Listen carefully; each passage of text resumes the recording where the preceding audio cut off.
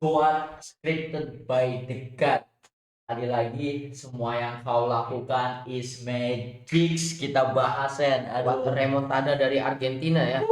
14 menit bisa membalikan keadaan dan mencetak 3 gol di 14 menit, di mana pertandingan yang tentunya sulit untuk Argentina. Dan gue setuju dengan omongan Koci, Mesir akan menggunakan strategi yang digunakan oleh Cape Verde, dan benar saja karena mereka ketika open play memasang 7 defender di dalam kotak penalti dan bisa menutup ruang tembak dari pemain Argentina, sehingga Messi nggak bisa ngapa-ngapain selama 70 menit ya. Iya, betul, setuju. Dan tetapi tidak hanya itu, counter attack dari Mesir juga, wah ini gila banget sih, sangat efektif banget gitu, Sen. Ini masih harus menjadi catatan untuk Scaloni juga. Lini pertahanan belum Perbaiki ya. diperbaiki sama sekali ya, karena jujur Mesir hanya mendapatkan 3 momen counter attack dan duanya jadi gol kan. Betul, itu pun Dan 4 ya, 4 duanya jadi gol, 1 gol dianulir karena pelanggaran Lisandro Martinez. Lisandro Untuk yang Martinez. mempertanyakan itu pelanggaran bukan, kaki diinjak, jelas Iya, diinjak. Nah, kalau untuk Salah itu bisa, kalau kalian nanya kok Salah nggak ada reviewnya, itu ada reviewnya betul, gitu betul, kan. Dan betul. alasan kenapa pelatihnya Mesir di kartu kuning gara-gara mereka meminta review, dan memang sudah ada review, itu bukan pelanggaran karena Pelanggaran. intercept yang clear ya. Clear, betul. Waduh, ini benar-benar gila banget sih. Ini padahal sebelumnya setelah menghadapi Cape Verde dengan susah payah, Lionel Scaloni melakukan apa ya, peninjauan ulang terhadap skuadnya, di mana pressingnya Argentina itu kurang banget, dan ternyata di pertandingan melawan Mesir juga untuk masalah pressing masih tetap kurang ya, Sen, ya. Tetapi ya untung sekali lagi keajaibannya Lionel Messi ini benar-benar terbukti di pertandingan kali Tapi ini. ada ketika pertandingan Cape Verde, tentu gue sedikit marah dengan apa yang dilakukan para pemain di lapangan, karena memang low pressing banget dari pemain Argentina. Tapi setelah pertandingan melawan Mesir, gue jadi tahu kenapa mereka tidak pressing ya, Iya. karena itu sangat berbahaya ketika pressing ketarik counter attack dan Mhm. terjadi ya. Itulah alasan kenapa Argentina tidak pressing. Dan eh, Mesir benar-benar mereka kecolongan di 10-20 menit terakhir. Kenapa? Karena mereka mencoba bermain terbuka. Mereka Iya. panik setelah gol pertama dari Guti Mhm. Romero kan. Pada saat itu memasukkan Marmus dan juga beberapa attacker, bermain terbuka, dan Argentina bisa memanfaatkan dan mencuri 2 gol kan. Nah, Betul. jadi dari sini kita tahu Argentina hanya kesulitan menghadapi musuh-musuh yang benar-benar low block defense Mhm. counter. Bahkan ini benar-benar bukan haram gol lagi ya. Iya, Ini betul, betul. benar-benar najis bugalado. Strateginya benar-benar aduh. Ini bener-bener dari real out Jujur ini ya, kalau strategi out tuh. as a fans Argentina, kalau melihat pertandingan dari Cape Verde dan juga pertandingan melawan Mesir ini menghadapi lawan yang satu tipe, karena memang Mesir ini nyontoh Cape Verde banget. Betul. Jujur deg-degan juga, sedikit emosi kepada pemain Argentina, karena kalau dipikir lagi, mereka bener-bener bukannya tidak bisa ngapa-ngapain, karena eh, tidak ada press sama sekali dari pemain Mesir ketika penguasaan bola masih di luar final third. Jadi Argentina hanya bisa memutar-mutar bola dan ruang umpan itu sangat kecil banget Betul. gitu kan. Dan gue masih optimis Argentina juara, karena di 10 menit terakhir ketika melawan Mesir dan juga Cape Verde, sepertinya Scaloni harus menggunakan strategi ini untuk kedepannya jika bertemu lawan-lawan yang low block ya. Pasti Iya. kalau misalkan Inggris.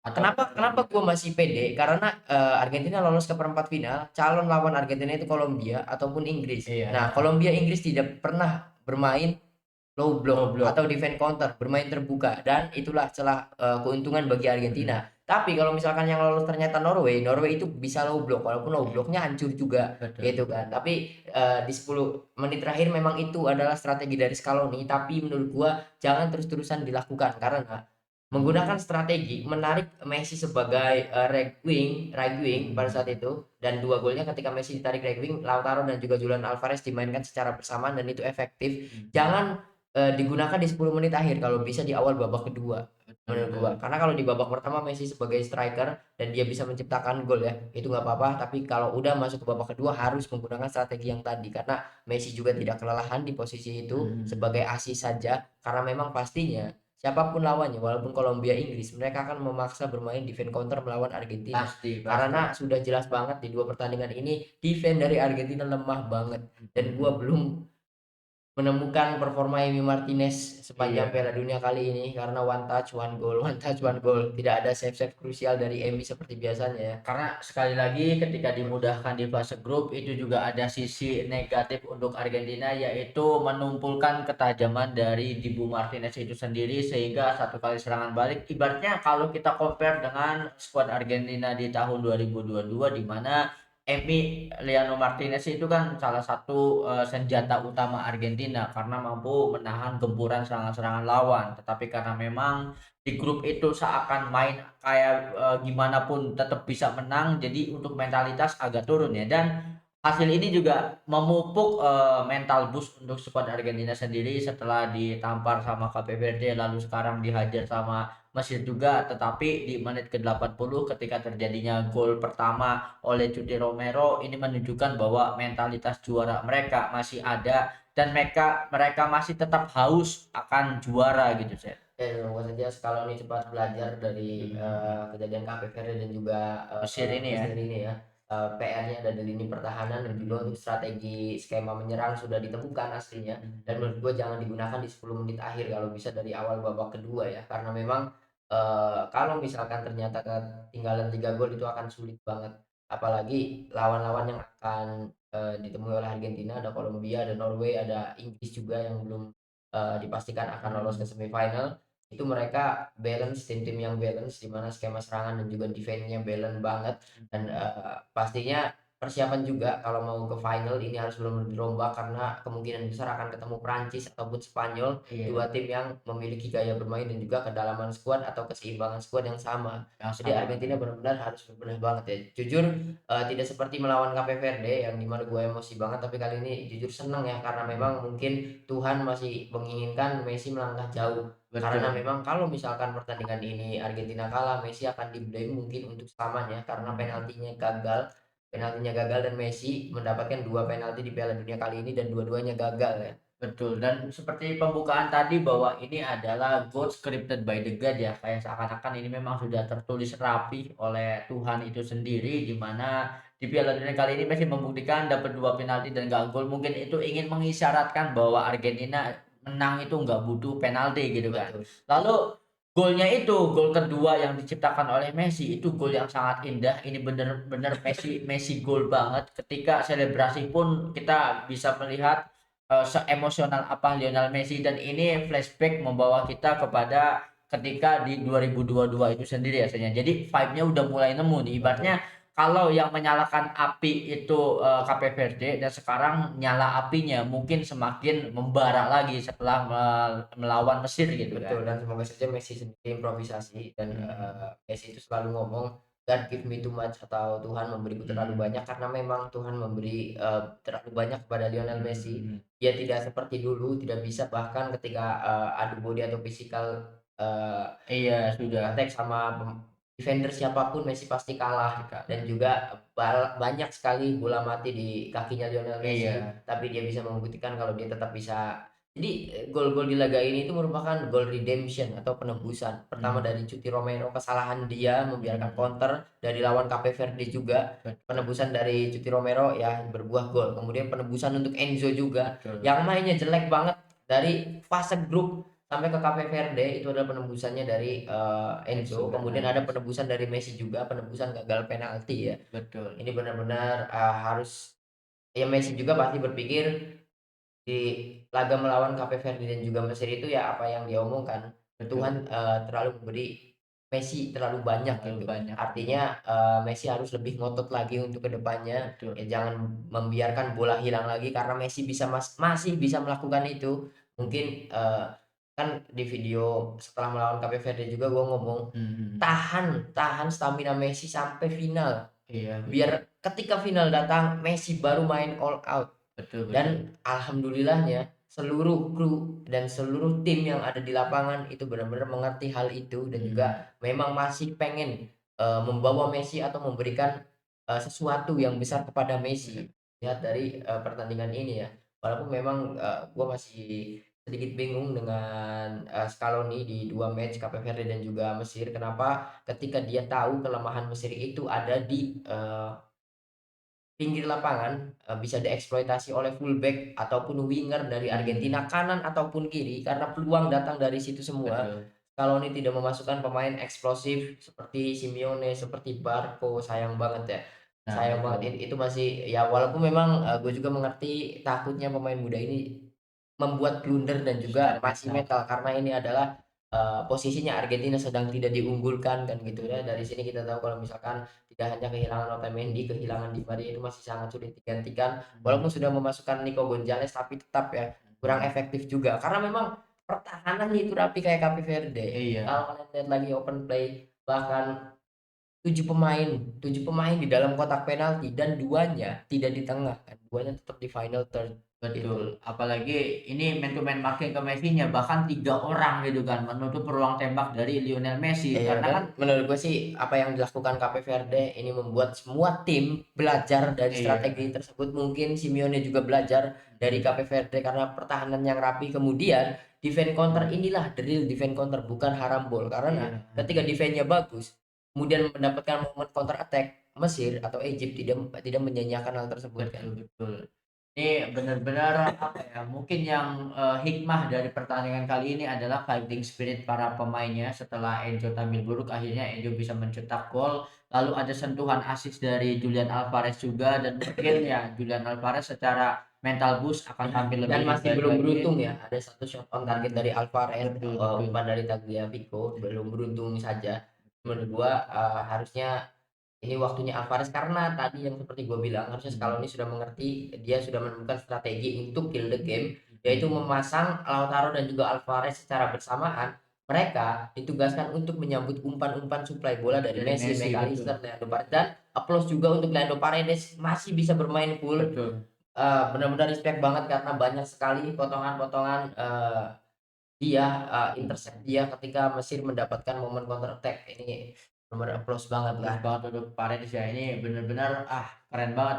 Yang jadi pertanyaan adalah, setelah menghadapi Cape Verde, gue berpikir bahwa, full squad atau all out-nya skuad Argentina itu ketika menurunkan pemain muda ya, karena memang di babak pertama targetnya adalah menggembur habis-habisan pertahanan lawan, tetapi ketika menghadapi Mesir Mesir ternyata, Nico Paz, Simeone dan juga Barco masih belum diturunkan. Mungkin itu juga ada menjadi pertanyaan besar apakah memang dari kesiapan mental pemain muda ini belum siap sehingga tidak bisa diturunkan, kita masih belum tahu. Tetapi harapannya setelah menghadapi Mesir dan kecolongan di babak pertama, semoga saja gue pribadi berharap di next-nya nanti Lionel Scaloni akan memanfaatkan 3 pemain muda ini karena justru mental ini sangat penting. Pemain muda ini harus mendapatkan pengalaman untuk menghadapi tensi tinggi di knockout Piala Dunia karena memang ini adalah bintang masa depan mereka.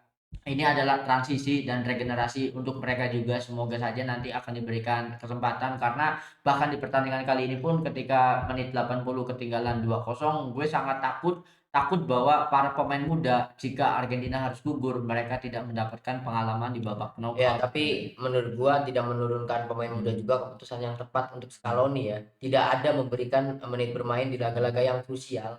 Kalau mhm, misalkan Simeone, gua rasa tidak akan diturunkan karena kelemahan Simeone itu adalah kontrol bola dan mhm, ketika dia harus overlap, dia tidak kuat untuk pertahanan, mhm, tidak worth it juga. Hanya satu pemain yang mungkin bisa dimainkan, ada dua sebenarnya, Nico Paz dan juga Valentin Barco. mhm, Kenapa? Karena kedua kalau untuk Nico Paz, kalau misalkan menggunakan strategi full attack itu wajib memainkan Nico Paz. Dan untuk Valentin Barco, apapun strategi musuh yang digunakan, Barco itu cocok banget karena dia bisa overlap, dia bisa membantu attack dan juga chemistry dengan Messi dan juga pemain yang lainnya bagus. Kalau untuk Simeone ini akan sulit mhm, karena ketika bola di dia dan ke intercept, dia tidak seperti Molina, tidak seperti Montiel yang bisa cepat pulang. Untuk mhm. intercept ini akan sulit untuk Simeone menurut gua ya. Tapi ya untuk kedepannya menurut gua tidak usah kalau misalkan tidak harus menurunkan pemain muda juga, Scaloni sudah tahu Mhm. menggunakan strategi tetap 4-4-2, tapi menggeser Lionel Messi yang tadinya jadi second striker menjadi right winger Iya, ya untuk assist dan itu sudah terbukti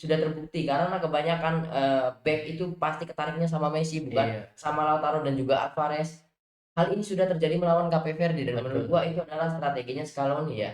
Dan keputusan tepat memasukkan Montiel, kenapa? Karena Montiel adalah tipe fullback yang defend, dia tidak bisa membantu serangan dan terbukti Mesir tidak bisa membobol lagi. Walaupun memang ya Montiel kadang ada blundernya juga, karena Betul. kalau misalkan dia mendapatkan momen untuk menyerang, bola selalu hilang. Ya selalu hilang Mhm. ya out ataupun Mhm. terintercept gitu.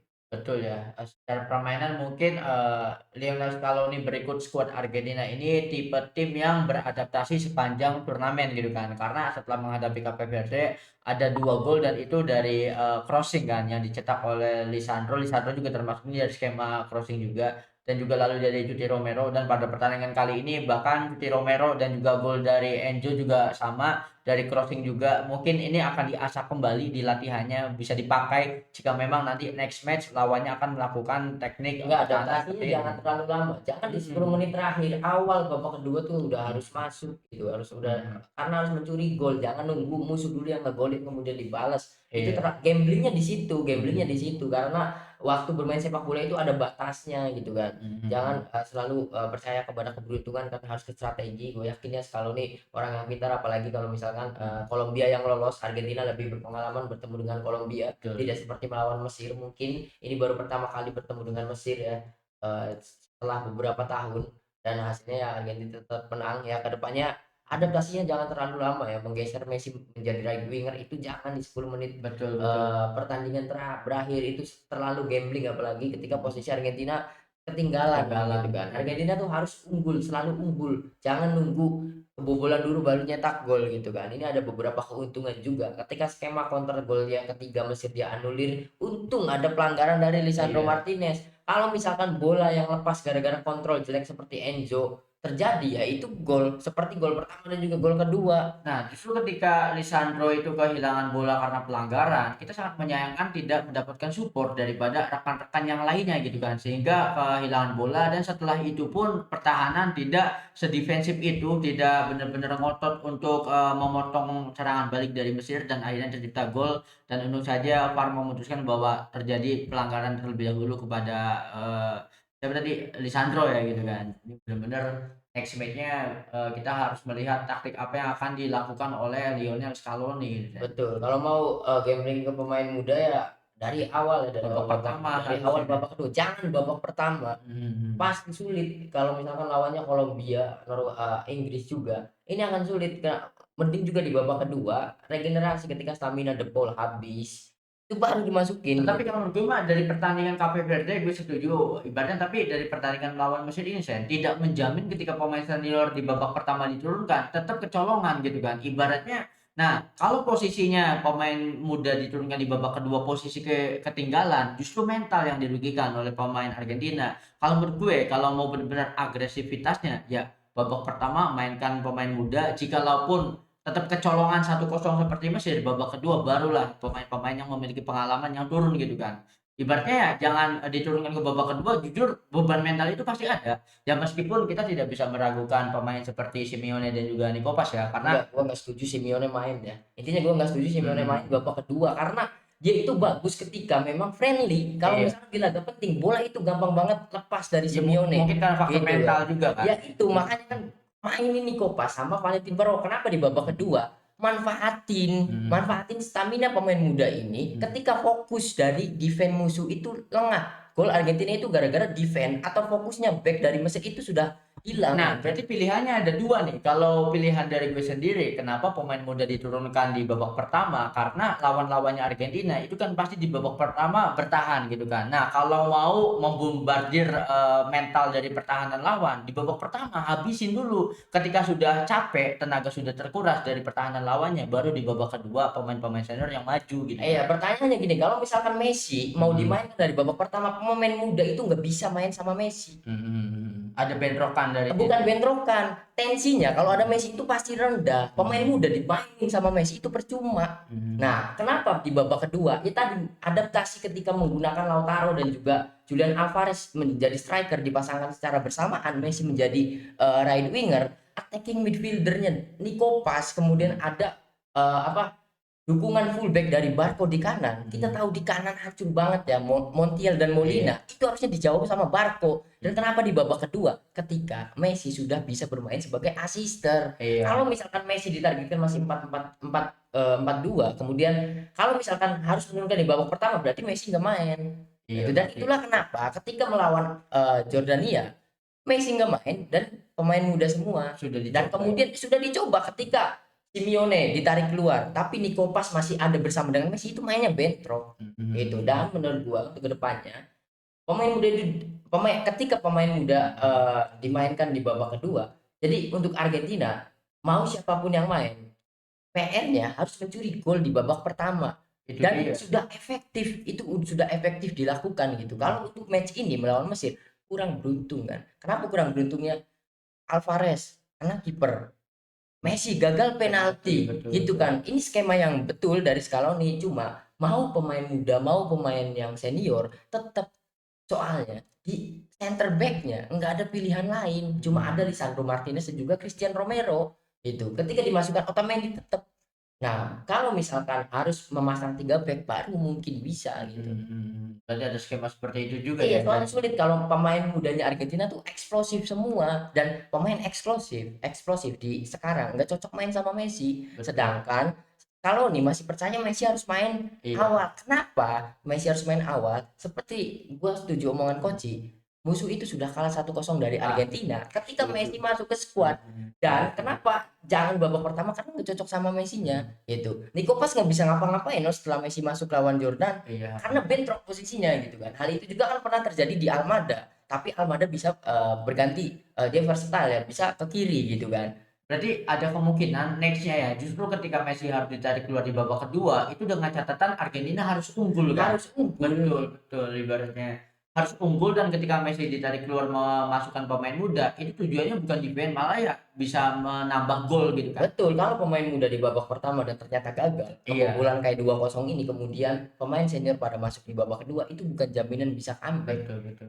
Bukan jaminan bisa comeback gitu kan. Dan ya semoga saja ke depannya kalau ini lebih pintar lagi. Nah, Simeone itu bisa dimainkan kalau misalkan memang posisinya kayak Mesir tadi, Iya, bisa dieksploitasi sisi kanan kirinya, itu waktunya Simeone. Kalau iya. misalkan pertahanan rapat, ketika Mesir masih menggunakan low block kan, ketika di 20 menit terakhir Mesir sudah buyar fokusnya Iya, kan. Nah, sudah. Tagliafico, Montiel bisa masuk dari kanan dari kiri, itu Mhm. waktunya Simeone untuk masuk. Tapi kalau misalkan musuh bermain seperti Cape Verde yang fokus bertahannya tidak hilang Iya, tidak sampai menit hilang. bermain, sulit untuk Simeone, seperti yang tadi gue jelaskan juga. Kenapa Argentina tidak press? Kalau misalkan press, kegocek, counter attack Ah, habis. betul betul Itu. betul. Nah, Simeone itu Giuliano Simeone cocoknya untuk akselerasi saja, Iya, karena akselerasi. dia manuvernya kurang gitu kan. Sedangkan ketika dia akselerasi masuk ke dalam, kalau misalkan bermain dengan 7 pemain dari musuh ada di kotak penalti, itu akan sulit untuk Simeone. Satu-satunya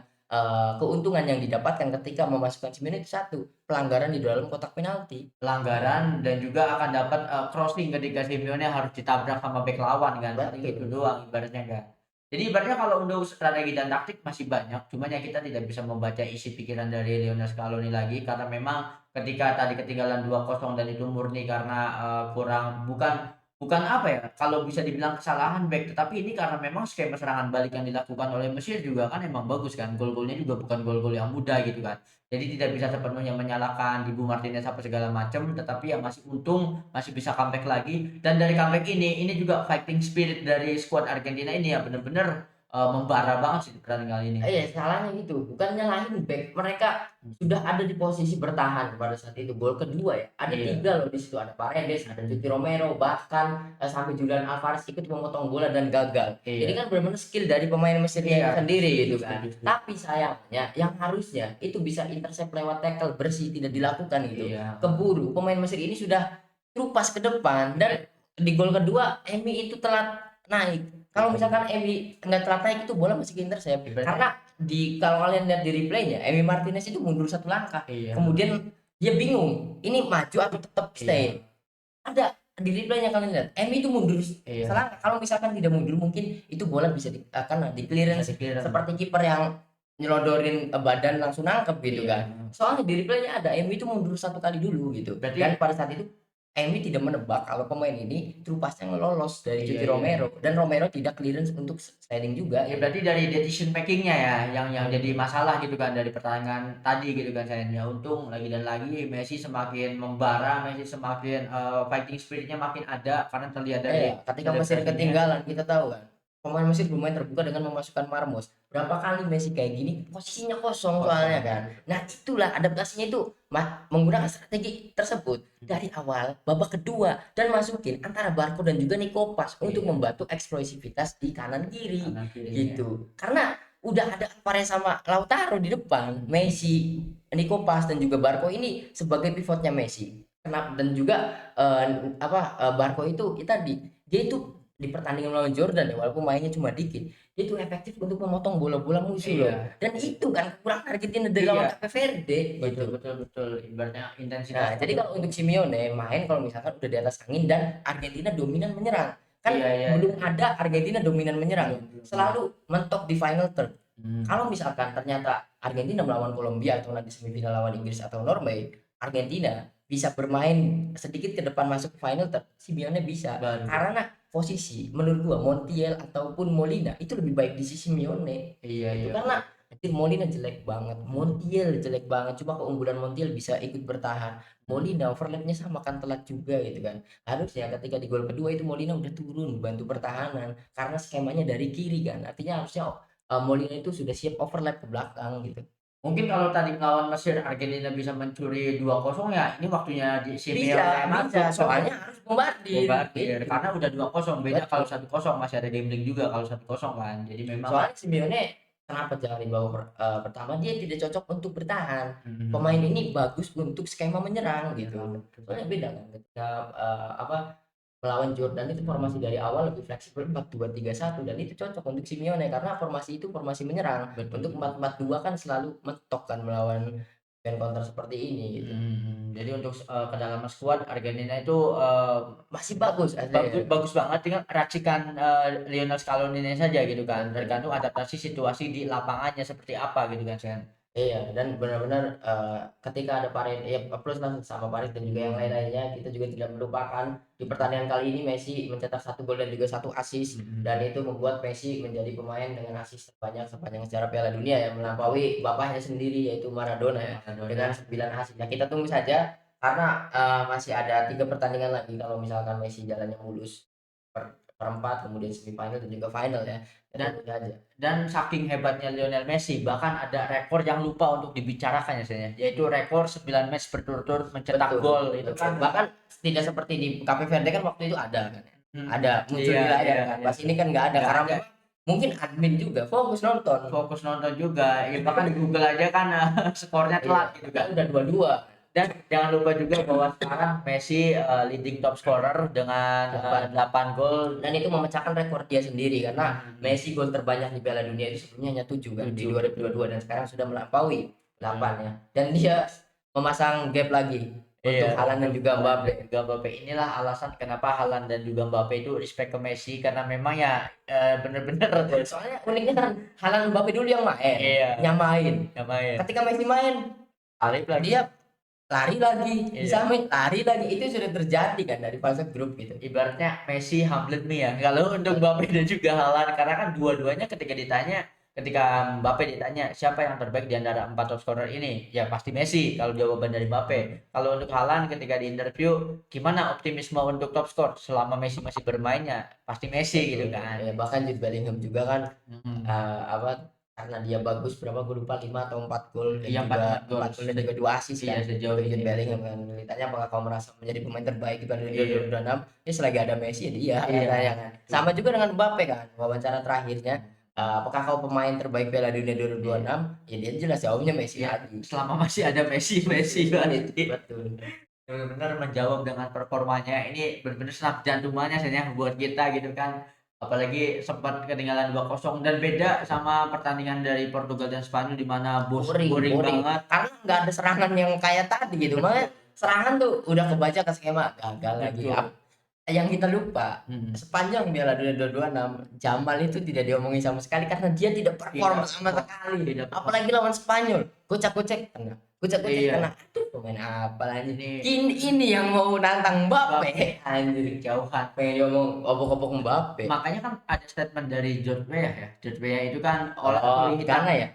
Jordan nggak Ghana. tahu Ghana atau apa Iya, pokoknya dia kan pemain bola yang jadi presiden ya. antara Kamerun atau Ghana gue lupa Ghana. tapi dia adalah pemain sepak bola kulit hitam pertama yang memenangkan Ballon d'Or. Dia ikut menyuarakan bahwa Lamine Yamal itu masih belum pantas untuk dibanding-bandingkan dengan Kylian Mbappe, Jauh dan lah. gue 100% setuju. Jauh kan selalu gua ngomong ya, kita juga bikin episode sekarang itu bukan eranya Messi Ronaldo tapi Messi Mbappe. Messi Mbappe betul. Yamal itu bahkan jangankan ke Mbappe, Haaland dulu juga mending Haaland gitu kan, udah striker mesin gol juga gitu kan. Ini vibe-nya tuh, Yamal itu star Cherky. nah betul, Sarah pasti cara Cherky, Cherky. betul. Kalau head to head ya, Bahkan Cherky kan ngomong, saya nggak tahu kenapa orang-orang itu membenci saya, katanya. Ya itulah dengan Yamal gitu. awas diri. Ya lu so jago tapi nggak perform gitu, nggak mau membuktikan apapun kan. Ibaratnya kalau dulu kan ada Ronaldo, ada Messi, Ronaldo dan juga Suarez ya. Kalau sekarang itu Messi, Mbappe, yang jadi Suareznya itu ya Haaland anjir. Haaland, betul. Sebagai striker Betul. ibaratnya kan. Kita tidak, kalau ngomongin pesepak bola terbaik, Haaland itu nggak masuk hitungan. Kenapa ya? Karena dia dominannya di top scorernya gitu kan. Kalau dari sisi pesepak bola ya salah satu yang memenuhi. Iya sama Ronaldo Oke. juga, dia kan hanya sebagai assist striker gitu. Iya betul.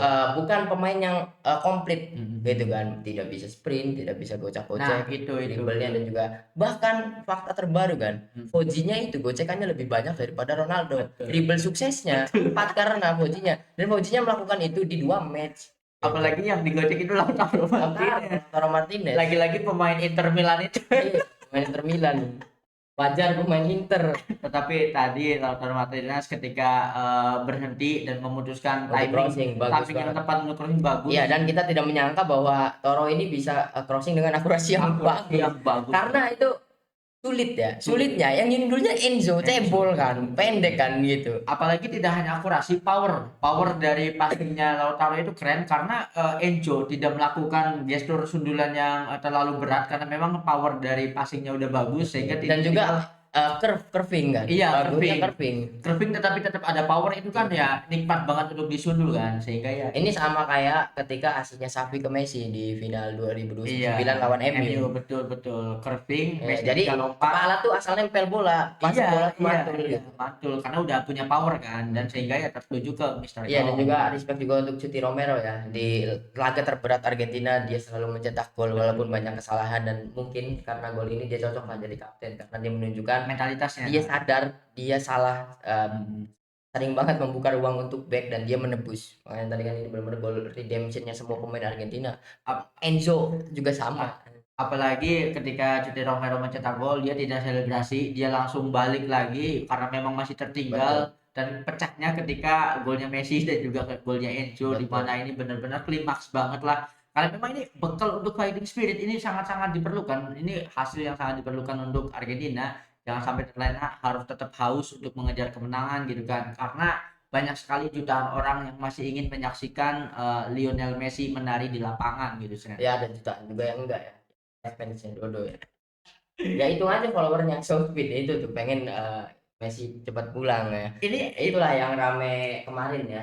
Sungguh tersiksa menjadi hatersnya Messi. Betul. Karena setiap hari realita tidak seperti yang mereka inginkan. Apalagi melihat Speed ketika Messi gagal penalti, selebrasinya kayak apa. Tetapi ketika Messi berhasil mencetak gol, langsung, bahkan Speed itu udah nggak tantrum ketika Messi mencetak gol kan. Bahkan udah melakukan. Bahkan tadi gue tebak Speed ini bajunya double, seperti yang dia lakukan di Inter Miami kan. Ternyata pakai baju Argentina gitu. Ternyata ini tidak, mungkin karena waduh baru 1 hari ini Dodo pulang kan, untuk menghargai Dodo saja mungkin. Tetapi beda Speed itu ketika Messi mencetak gol, dia gesturnya udah absolut cinema, udah bener, ini bener-bener Messi. Karena keajaiban Messi ini kan sudah teruji di baik itu sejak di Barcelona, di PSG juga, apalagi terbanyak mungkin di Argentina dan juga Inter Miami. Ketika tim butuh gol, bahkan ketika tertinggal pun Messi tetap masih belum menyerah, dan benar-benar fighting spirit banget lah untuk Messi, sang kapten dari Argentina ini. Kita lihat saja ya, Speed wajar dia nggak terlalu into Messi karena dia masih butuh viewer ya. Sulit kan dia nge-vlog karena Ronaldo udah pulang. Mau dukung siapa? Dia dukung Brazil ya kalah. Semua Sen, bahkan semua yang dia dukung itu kalah. Yang jersinya dia pakai tuh pulang semua. Dan yang terbaru US, apalagi itu negaranya sendiri. Ya, sendiri dan dibantai lagi. Dibantainya sama Lukaku lagi. Apalagi US itu pantas kalah, benar-benar ini tuan rumah 3-3-nya. Ini karma ya. Karma gara-gara Balogun ya. mencabut kartu merahnya Balogun. Balogun bener-bener ini absolute fucking cinema banget ya. Soalnya yang mau dibahas lagi kan Oh, itu sudah kita sampai di sini energi ya. udah habis banget Tetap anjir. ya, tadinya nggak pengen ngebahas masalah taktikal permainan, tapi tetap ya yang kita bahas karena menarik juga untuk Menarik juga Argentina. untuk Karena Argentina. kita sebagai fans Argentina ini selalu menunggu ada perbaikan enggak nih, ada perbaikan Iya, nih tiap evolusinya matchnya ya. gitu ya. Jelas tidak hanya speed, ya gue sebagai fans Argentina pengennya Messi juara. Nggak pengen Messi juara sih, jelas itu mah kalau ditanya pasti. Pengennya tuh Messi rematch sama Mbappe, Prancis di final gitu. Terserah mau siapa yang menang gitu, karena ini match pasti akan menghibur Nah, banget. kalau sampai rematch nanti di Prancis dan bersama Prancis, ini secara mental sudah terbakar dari Cape Verde, Mesir gitu kan. Betul, Ini dan pasti benar-benar akan mungkin ketika melawan Prancis menggunakan bukan 3 back tapi Cuti Romero, Lisandro Martinez dan juga Otamendi akan bermain bersama. iya. Nah, bedanya Otamendi dengan Romero jadi center back, Lisandro bisa Licha masuk. itu jadi full back. Iya, Jadi full back kiri, pasti itu.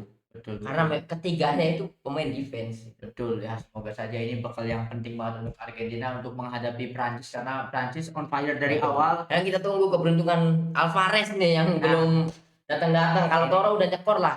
udah nyekor, udah ngasih tadi Udah ngasih ngasih lagi kan. juga gitu. Harus baru asis belum Baru gol. asis. Ini anak baik satu ini nih haruslah ada waktunya gitu kan. Betul. Bener-bener. Dia terzolimi di champion, masa terzolimi lagi di Piala Dunia. Ya ini waktunya tampil karena semuanya sudah berkontribusi besar banget gitu kan. Wah, tapi ya tadi salut sama kiper Mesir. Udah itu aja salutnya sama kiper Mesir doang. Kita tunggu nanti statement dari Lord Zlatan Ibrahimovic akan Dan mengatakan statement dari pelatih Mesir ya yang mengatakan Memphis tak terlihat karena dia di kartu kuning, staffnya di kartu merah. semuanya di kartu ini benar-benar udah lost sehingga dari pertandingan yang kali ini pastinya mau masalah ketutup total karena harus menghadapi Lionel Messi. Ini ibaratnya saya kalau kalian nonton anime ya, Argentina itu udah kayak mode Mahoraga anjir.